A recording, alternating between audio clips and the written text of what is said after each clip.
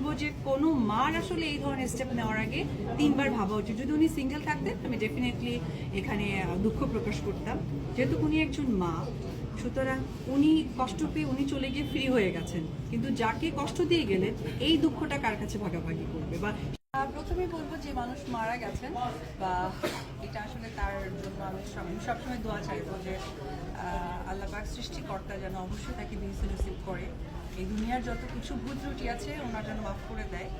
তবে আমি একটি কথাই বলবো যে ব্যাখ্যা দিতে চাই না, বাট কথা একটা বলতে চাই, সেটি হচ্ছে উনি হয়তো বা কোনো একটা সাইড থেকে কষ্ট পেয়েছে, ডিপ্রেশন হয়েছে, যার কারণে উনি এত বড় একটা অ্যাটেম্প নিয়েছেন। তো উনি তো স্ট্যাবলিশড একজন মানুষ ছিলেন, উনি লাইফে অনেক কিছু দেখেছেন, বিয়ে করেছেন, সংসার হয়েছে, বাচ্চা হয়েছে, তো ওনার দায়িত্ব বা দায়বদ্ধতার আনন্দ বা সবকিছু কিন্তু উনি একটা সময় পার করে দিয়েছেন। কিন্তু ওনার যে ছোট বাচ্চাটা আছে সে তো পৃথিবীর আলো বাতাস আগুন পানি মানুষ ভালো মতো দেখেনি।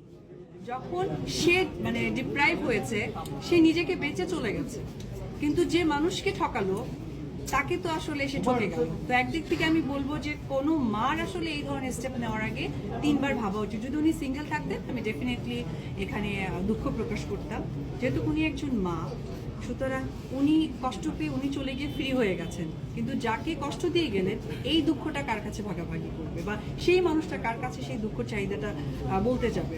তো আমি একটি কথাই বলতে চাই যে আসলে নিজের সুখের থেকে যখন কারো দায়িত্ব আমার কাছে চলে আসে তার সুখটা